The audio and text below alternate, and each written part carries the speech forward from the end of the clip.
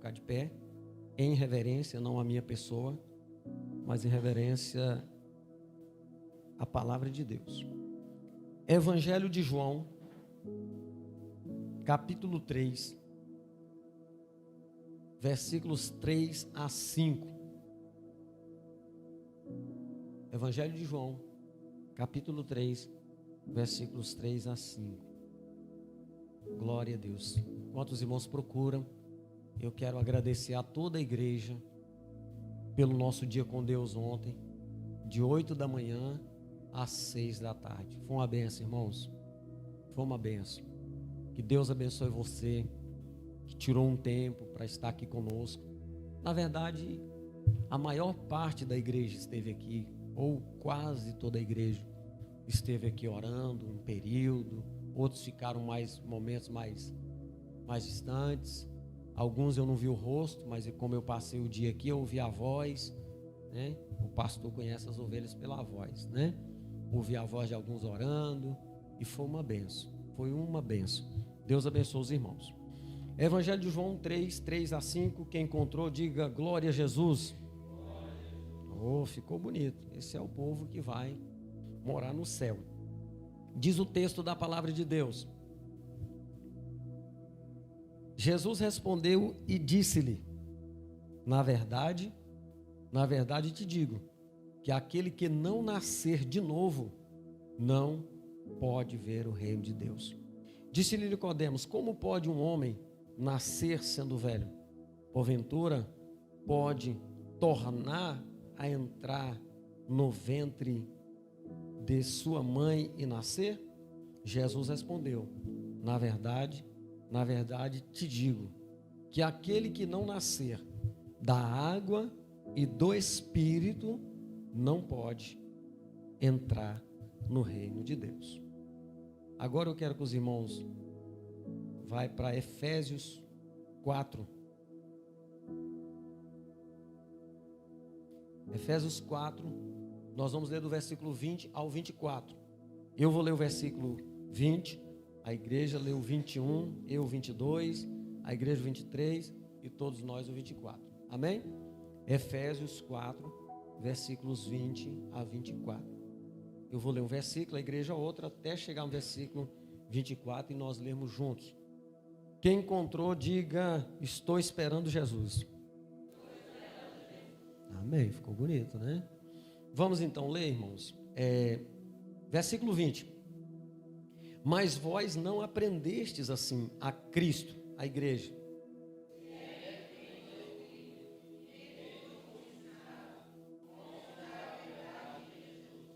Versículo 22. Que quanto ao trato passado, vos despojeis do velho homem, que se corrompe pelas concupiscências do engano, a igreja. Todos juntos, o versículo 24. E vos revistais do novo homem, que segundo Deus é criado em verdadeira justiça e santidade. Amém. Podeis tomar os vossos assentos. Meus irmãos, eu quero falar nessa noite sobre o novo homem. Esse novo homem que vive em novidade de vida. Nicodemos, o príncipe dos judeus, ele era mestre em Israel, fazia parte de uma das maiores seitas que havia na época, que era o farisaísmo, e ele não entendia esses mistérios. Ele procurou Jesus, curioso, desejoso, e Jesus começa a trazer para ele a doutrina do novo nascimento. Só que quando Jesus começa a falar do novo nascimento, ele não entende. Ele que era um homem culto, estudado, ele se torna ignorante nos assuntos concernentes ao reino de Deus. Jesus fala: olha, você tem que nascer de novo. Ele diz: como que é esse negócio, Jesus? Eu tenho que ter uma regressão, voltar lá para o ventre da minha mãe, ser gerado de novo no útero da minha mãe para me nascer sem pecado?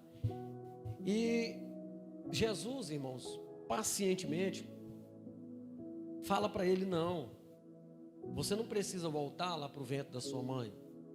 O nascimento que eu estou falando para você, Nicodemos, ele é um nascimento espiritual. Você tem que nascer da água e do Espírito Santo de Deus, respectivamente. Nascer de novo. Nicodemos, ele ficou intrigado com esse assunto, porque ele não estava entendendo. Mas Jesus consegue explicar para ele, porque não era desse tipo de nascimento que Jesus estava falando. Jesus estava falando do nascimento espiritual. Jesus estava falando, irmãos, do homem que sacrifica a sua velha natureza pecaminosa, porque todos nós temos ela, para viver os propósitos de Deus. Jesus estava falando daquele homem, daquela mulher que aceita o Senhor Jesus como único e suficiente Salvador da sua vida. E esse homem e essa mulher que tinha uma vida pregressa, vamos assim dizer, toda desmantelada, bagunçada, desregrada. Ele fazia o que queria, o que dava na teia, o que a sua carne pedia. Se a sua carne dizia para ele ir para a balada, ele ia. Se a sua carne dizia para ele beber, ele bebia. Se a sua carne dizia para ele prostituir, ele prostituía. Esse homem agora, quando ele nasce de novo, ele nasce do Espírito de Deus, irmãos.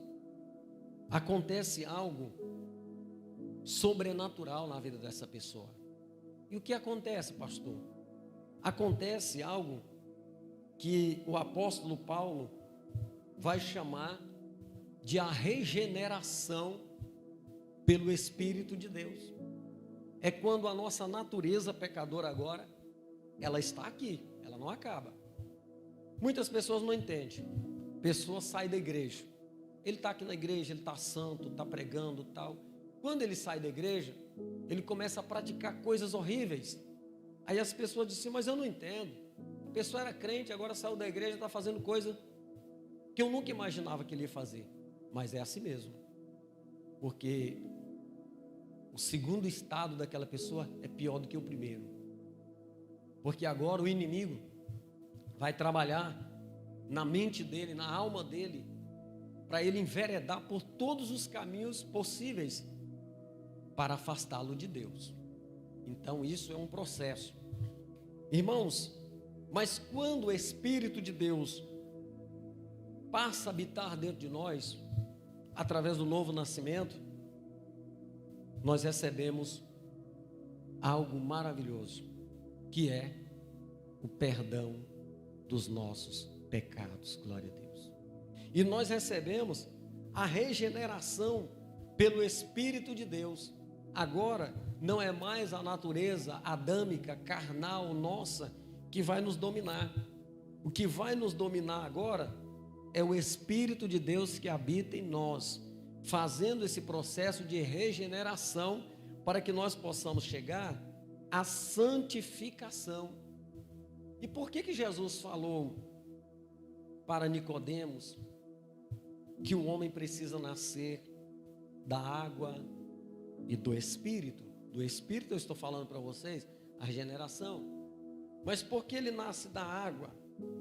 Se você observar, quando nós passamos pelo discipulado e nós vamos naquele dia importante da nossa vida, a um rio, a um córrego, aqui no nosso caso é o lago, e nós vamos ao batismo, nós vamos às águas batismais.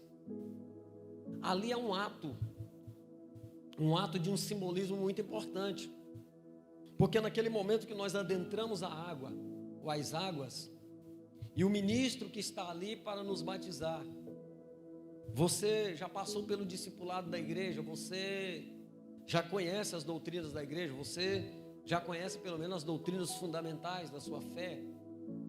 E você chega agora naquela água e o ministro, já foi feito todo um trabalho, um discipulado, o culto, profissão de fé, e você está ali agora naquele momento único e importante da sua vida. O ministro vai olhar para você, eu de costume, eu pergunto assim: você está disposto, irmão, a obedecer a Deus, a doutrina da sua igreja, a andar de acordo aos fundamentos da sua igreja? Ele diz sim. Aí eu vou dizer assim para ele: então, mediante a sua confissão, porque a confissão não é minha, a minha confissão eu fiz no dia que eu batizei, no dia 15 de abril de 1985. Mas agora aquela pessoa tem que fazer a confissão dela, e eu pergunto para ela: você está de acordo? Você está decidido? É de livre, espontânea vontade sua? Ele vai dizer sim. Então eu vou dizer para ele: então, mediante a sua confissão pública que você já fez, a sua decisão, eu agora te batizo em o nome do Pai, em o nome do Filho e em o nome do Espírito Santo. E tibung. Ali, o que está acontecendo ali? Ali está acontecendo um ato simbólico. Quando você desceu as águas, simboliza que você morreu, a sua vida pregressa de pecado, tudo aquilo que você praticou está sendo agora sepultado. E quando o ministro te levanta, significa que você está agora ressurgindo como um novo homem para a honra e glória do nome do Senhor. E eu quero falar sobre esse novo homem hoje. Mas eu não posso falar do novo sem antes dar uma passadinha pelo velho. Queridos irmãos, nós lemos aqui alguns versículos de Efésios 4, mas depois na sua casa, agora não, quando você chegar na sua casa, leia esse capítulo todo para você ver o que Paulo está querendo trabalhar. Então, irmãos, quando eu leio todo esse capítulo, eu percebo que Paulo, ele vai traçar, a partir dos versículos 25 a 31, ele vai traçar o perfil do velho homem. Pastor, e qual é o perfil do velho homem? Primeiro, o velho homem é mentiroso. Por que ele é mentiroso? Porque ele mente para si mesmo. Você chega em uma pessoa que não aceitou a Cristo, e você vai pregar para ela, o afastado da igreja, ele vai dizer para você: não, mas comigo está tudo bem, você não precisa se preocupar comigo, está tudo tranquilo, eu estou bem. Aí ele está fora dos planos de Deus e está dizendo: eu vou morar no céu também, Deus é pai de todos. E ele consegue parar você de ficar importunando-o com a sua pregação e com a sua mensagem. Então o velho homem, ele é mentiroso, ou seja, ele mente para si mesmo. Ele diz que está tudo bem, quando na verdade, longe de Deus, ele nunca estará bem. Deixa eu falar uma coisa para você nesta noite: ninguém que está afastado da igreja está bem. Ah, eu estou bem. Bem como? Ninguém que ainda não fez uma decisão com Cristo está bem. Crentes desigrejados não estão bem. Como que esse crente que é crente, batizado nas vagas, não vai na igreja, não toma uma ceia, não congrega? Como que ele está bem? Como que ele vai tentar convencer a mim e a você que ele está bem? Ele não está bem, ele está mal. Porque sem a verdade do Evangelho de Jesus Cristo, a vida de felicidades que ele posta na rede social dele lá, no Facebook, no Insta, seja em qualquer lugar, aquilo, meus queridos irmãos, é uma farsa. Porque quando a noite chega, que ele deita na sua cama, ele tem medo de Jesus voltar. Ele tem medo de morrer, porque ele sabe que se Jesus voltar e encontrá-lo naquela situação, ele não sobe. Ele sabe que se ele morrer naquela situação, ele não vai encontrar com o Senhor. Então não está tudo bem.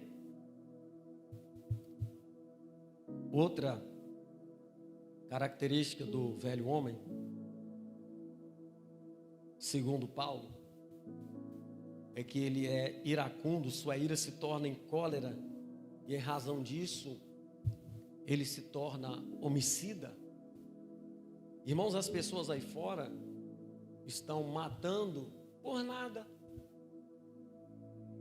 Se a pessoa pelo menos olhar assim e a pessoa não gostar do olhar do outro, a mente hoje é tudo negócio de eu vou matar esse cidadão. Parece que a vida está banalizada, parece que as pessoas são donas da vida dos outros.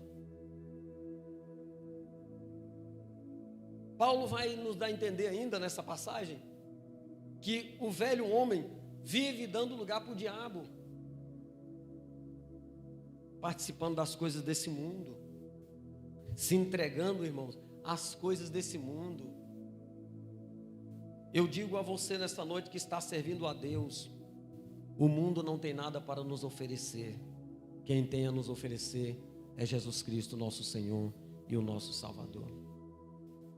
Paulo diz que o velho homem ele tem um hábito de furtar, ou seja, ele não quer se esforçar para conquistar nada, ele quer roubar o que os outros já têm. Paulo diz que o velho homem tem na sua boca palavras torpes, irmãos. Irmãos, uma das coisas mais horríveis que há é um crente que xinga, que usa a sua boca para falar palavrões, palavras de baixo calão, né? Por qualquer coisa está chamando aqueles nomes, chamando o inimigo, né? E Paulo vai dizer que isso é a atitude do velho homem, né? Qualquer coisa, bateu o pé no negócio ali, estava descalço, essa benção, né? Isso é coisa do velho homem. O velho homem, ele não morre dentro de você, ele fica dentro de você, dentro de mim, está aqui. É pouca coisa para ele ser alimentado. Talvez seria muito bom se no dia que a gente aceitasse a Cristo como Salvador, na hora que a gente levantasse a mão, nossa natureza velha morresse de verdade, mas ela não morre. É uma guerra das duas naturezas, do novo homem com o velho homem. É uma guerra. Foi por isso que Paulo disse que há uma guerra da carne contra o Espírito. Há sempre uma guerra. O Espírito, ele sempre vai puxar para as coisas de Deus. A carne sempre vai puxar para as coisas daqui. Se você observar dentro desse texto ainda, Paulo vai nos dar a entender que o velho homem, ele vive entristecendo o Espírito Santo. E a Bíblia, irmãos, ela nos recomenda a não entristecer o Espírito Santo. É uma recomendação bíblica. Não extingais o Espírito, não entristeceis o Espírito Santo, com o qual foste selados. É um conselho que nós temos, uma orientação que nós temos da palavra de Deus. E Paulo vai dizer que o velho homem, ele vive entristecendo o Espírito Santo. Agora eu não preciso de dar detalhes para você aqui, como que a gente entristece o Espírito Santo. Nós sabemos, né? Paulo diz que o velho homem vive na amargura. Irmãos, tem muitos crentes amargurados na igreja. Vive cheio de amargura. Ele não consegue produzir porque a sua alma está cheia de amargura, de tristeza.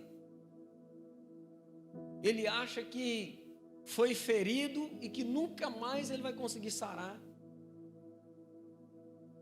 Vive com aquela alma amargurada. Eu li um livro, foi presenteado pelo nosso pastor, presidente, intitulado O Obreiro e a Amargura. Você sabia que a amargura pode te levar à morte espiritual? Porque você começa a alimentar aquela amargura dentro de você.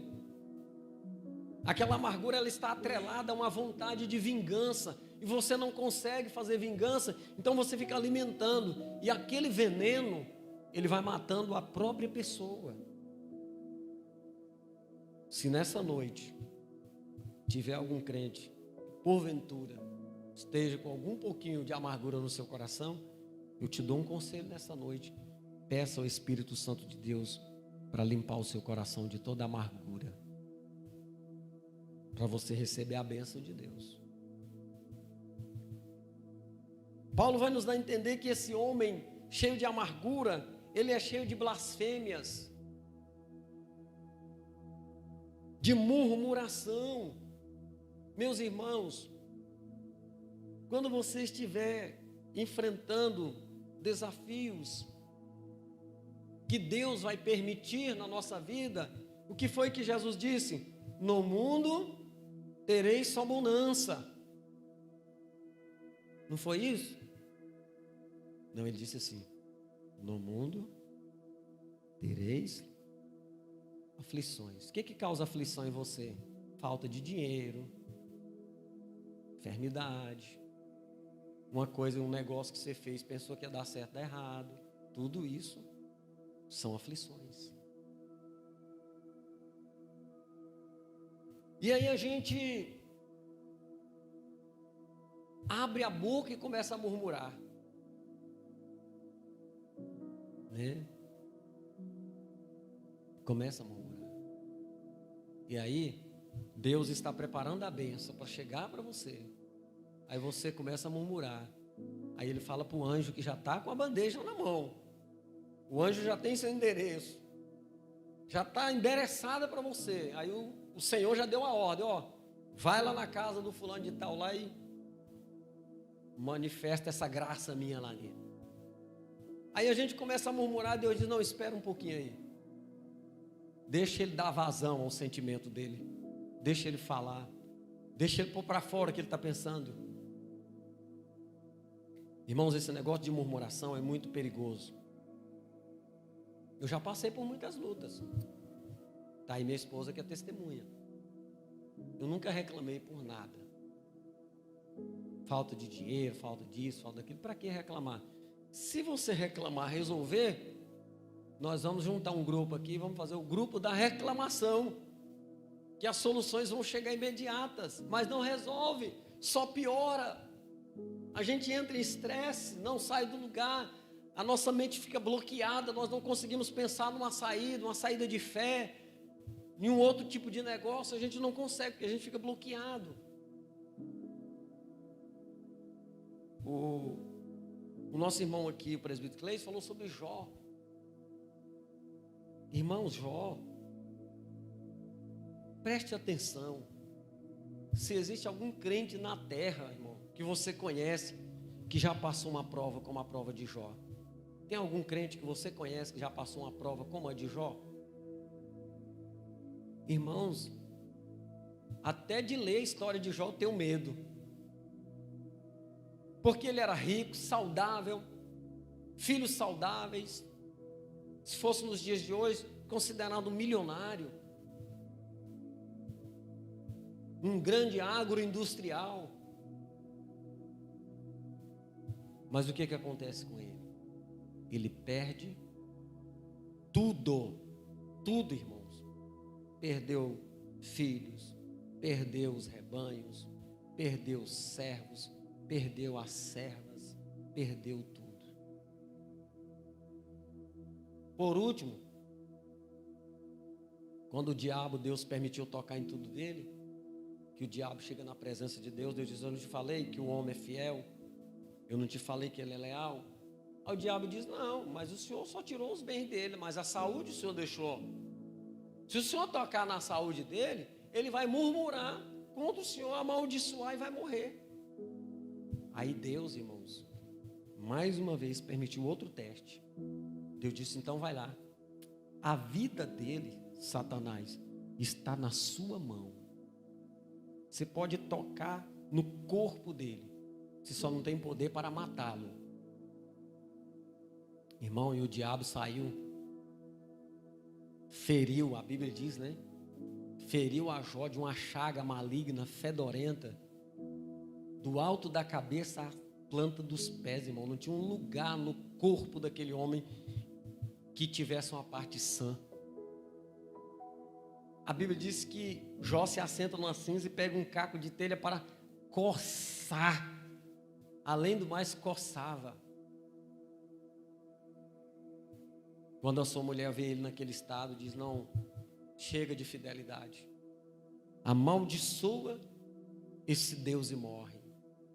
Jó diz: como fala uma louca, assim falas tu. Receberíamos o bem de Deus e não receberíamos o mal? Irmãos, isso foi um boxe, não foi nem um tapa, foi um boxe na cara do inimigo. Mas nós reclamamos por coisinha pouca, irmãos. É pouquinha coisa para nós estar desviado, descer do saldo. A gente reclama. Basta se você sair de casa e estiver chovendo e você esquecer e enfiar o pé na lama. Você já perde até a graça de vir para a igreja. Você fala assim: rapaz, mas o diabo é sujo. Não é não, é porque você esqueceu de olhar no lugar que você estava pisando. Então toda coisa que acontece nós queremos reclamar. E Paulo vai nos dar a entender que isso faz parte da natureza do velho homem. Mas vamos deixar o velho homem para lá para nós concluirmos e orar. Paulo diz assim, falando sobre o novo homem: e vos revistais do novo homem. Irmãos, aí ele vai dizer para nós o seguinte, e vos revistais do novo homem, que segundo Deus é criado em verdadeira justiça e santidade. Glória a Deus, aleluia. Meus amados irmãos, o que é essa justiça? Essa justiça, segundo os padrões de Deus, é a doutrina da justificação. É o ato pelo qual, através da morte redentora de Cristo, pelo sangue de Jesus, que lavou o meu e o seu pecado, rasgou a cédula da nossa dívida que nós tínhamos com Deus, e agora nós fomos perdoados dos nossos pecados. Quando Deus olha para mim e para você agora, Ele não nos vê mais como pecadores, porque nós fomos justificados pelo sangue de Jesus, aleluia. Deus olha e agora Ele vê em nós imputada a justiça através da morte do seu Filho, Jesus. Se não fosse assim, quando Deus olhasse para nós, Deus teria que se distanciar de nós por causa do pecado. Mas agora não, Deus olha para nós e consegue nos amar, consegue dizer em alto e bom som para todo o céu ouvir que nós somos seus filhos. Porque quando Ele olha para nós, Ele vê a justiça imputada em nós através da morte redentora de Jesus Cristo lá na cruz do Calvário. Glória a Deus. Um dia eu perguntei para o irmão só para testar se ele sabia de Bíblia. Falei: irmão, você é justo? Aí ele ficou assim: pastor, mas todo mundo comete erro, né? Não, eu falei: mas eu não estou perguntando se todo mundo comete erro. Estou perguntando se você é justo. Você pode dizer que você é justo, irmão, porque você não é justo pela sua própria justiça. Não são os seus atos de justiça que te justificou. Os atos de justiça que te justificou são os atos da justiça de Deus através da morte de Jesus lá na cruz do Calvário, que agora está imputado na sua vida. Glória a Deus. Paulo diz que esse homem agora ele vive em justiça e em santidade. Agora, entenda isso aqui. A justiça é imputada em nós pelo próprio Deus através da morte do seu Filho Jesus. Mas agora, e a santidade? Vai partir de quem? A justiça é um ato da bondade de Deus. Mas agora, e a santidade? De quem que tem que ser? A santidade agora cabe a nós. Cabe a nós vivermos uma vida de santificação, irmãos. O que eu chamaria de ortopraxia, ou seja, a vida prática de fé cristã. Será que nós estamos vivendo essa vida prática de fé cristã nesses dias, nesses últimos dias tão difíceis da igreja na terra? Será que nós estamos mesmo com aquela fé que Jesus vai voltar, que vai arrebatar a igreja? Ou nós estamos pensando, não, esse negócio de arrebatamento, isso aí está muito distante da realidade, e vamos continuar do jeito que estamos? Como que nós estamos agindo, irmãos, diante da nossa santificação, da nossa vida prática de fé cristã?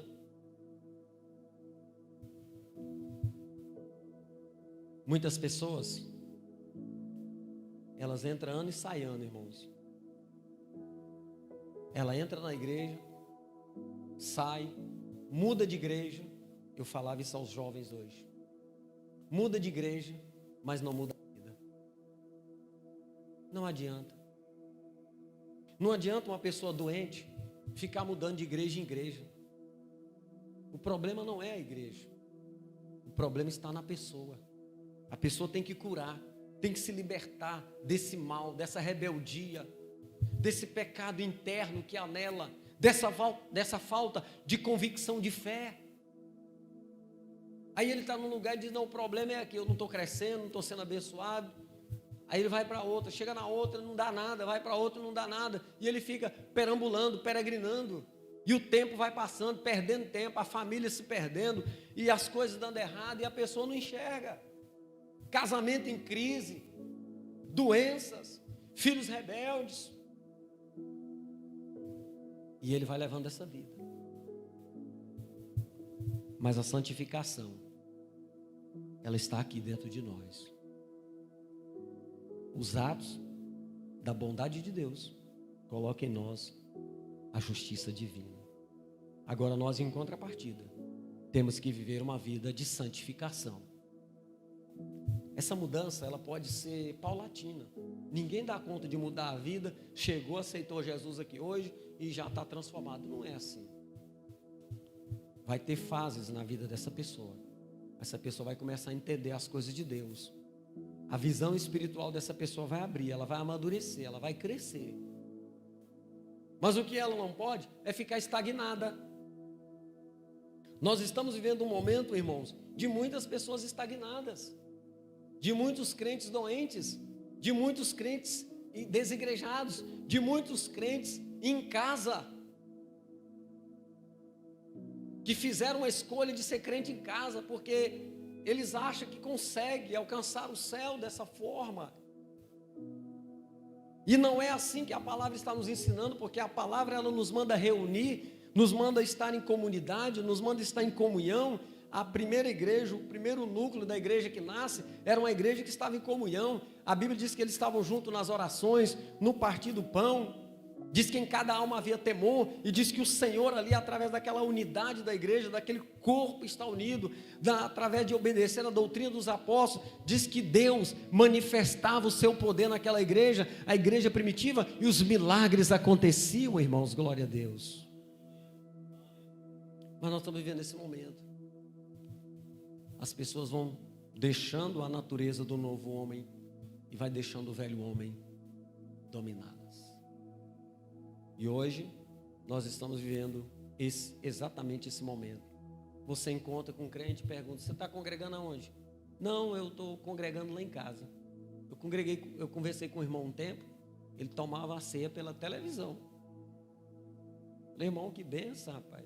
Eu tomo a ceia pela televisão, dou meu dízimo pela agência bancária e ninguém pega no meu pé. Falei, ótimo, que legal, que bacana, que modelo bacana. Só que esse modelo não é o modelo de Cristo. Não adianta.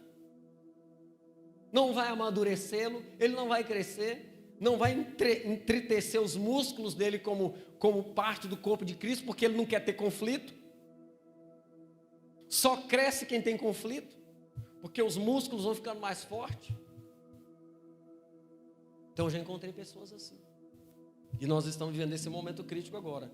Pessoas desigrejada. Encontrei outros que falou assim: não, eu adotei um estilo de vida para mim. Como é que é seu estilo, irmão? Não, agora eu estou assim.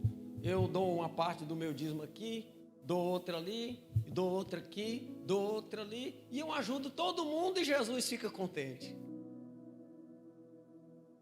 Mas esse não é o modelo. Pode até parecer ser bonito, pode até parecer ser bacana, mas não é o modelo bíblico, irmãos. Se não está no modelo bíblico, eu não posso seguir, eu não posso pregar. Se está fora da Bíblia, está fora dos preceitos de Deus. Como que você vai seguir isso, se isso não está no modelo da Bíblia? Se fosse para nós vivermos dispersos, congregar em casa, viver sozinho, cuidar da nossa vida sozinho, o Senhor Jesus não teria instituído a igreja. Ele disse: olha, eu estou instituindo a minha igreja, o que vocês ligar aqui, está ligado lá, o que vocês desligar aqui, está ligado lá. Olha, eu vou dar poder para vocês, eu vou dar autoridade para vocês, e as portas do inferno não vai prevalecer contra vocês. Essa é a igreja. O que tem de igreja bagunçada, irmão, por aí, pessoa que da noite para o dia você nunca viu falar, já é um líder. Não sentou num banco para fazer um seminário, não seguiu um pastor, não seguiu orientação de ninguém. Ele dorme e amanhece, eu sou isso, eu sou aquilo.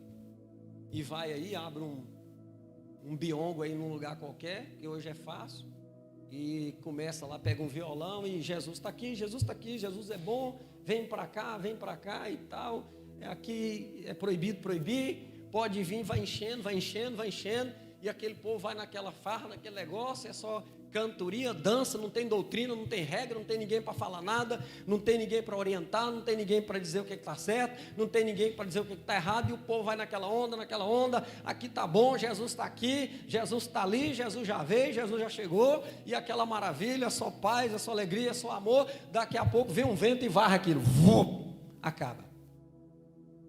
Aí fica aqueles crentes doentes, espalhados aí, caçando um lugar para entrar. Meus irmãos, concluindo, Jesus vai buscar a sua igreja, e a igreja que ele vem buscar, ela não é uma igreja bagunçada, ela é uma igreja abençoada, ela é uma igreja composta de membros, os quais eu chamo nesta noite de novo homem. Glória a Deus. Tem muito crente bagunçado por aí, mas vai ficar no arrebatamento.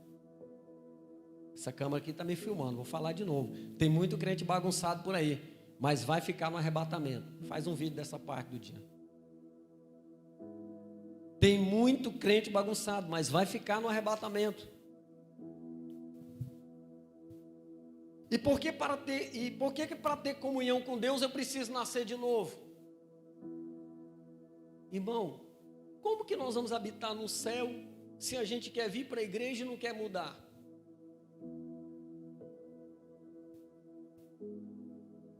É porque para morar no céu,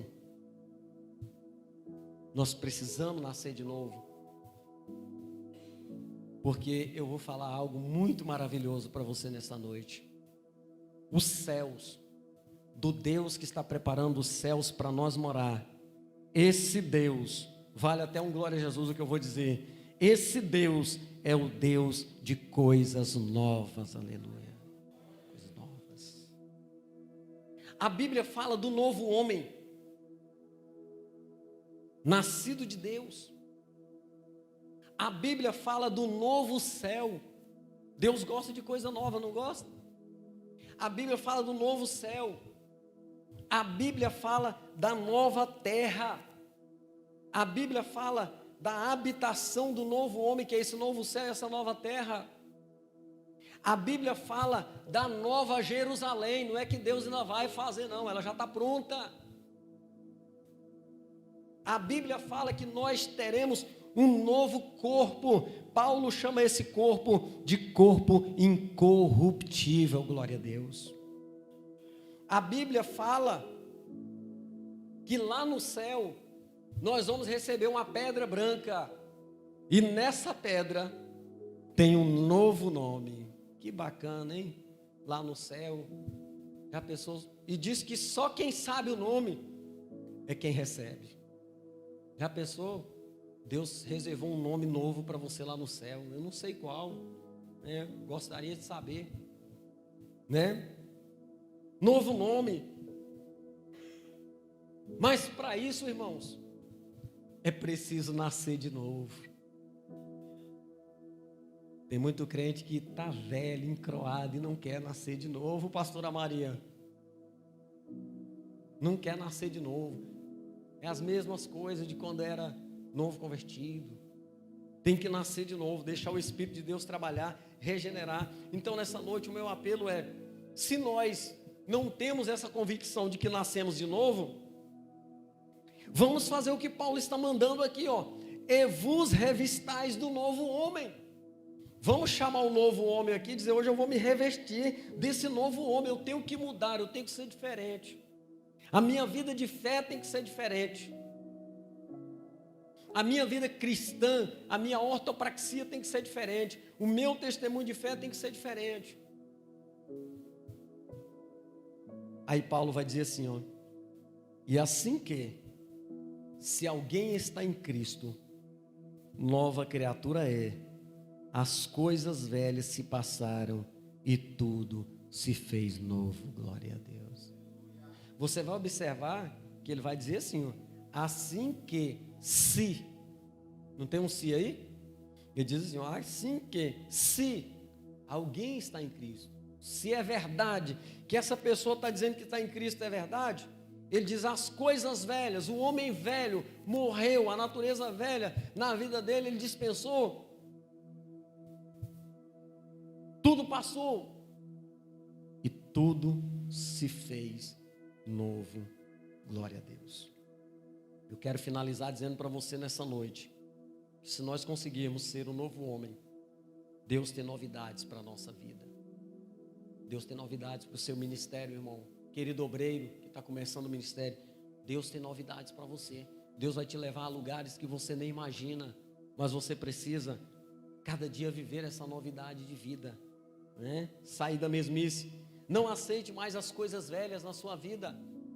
A murmuração, a tristeza, a amargura, né? Manda embora nessa noite e viva o novo de Deus. Amém?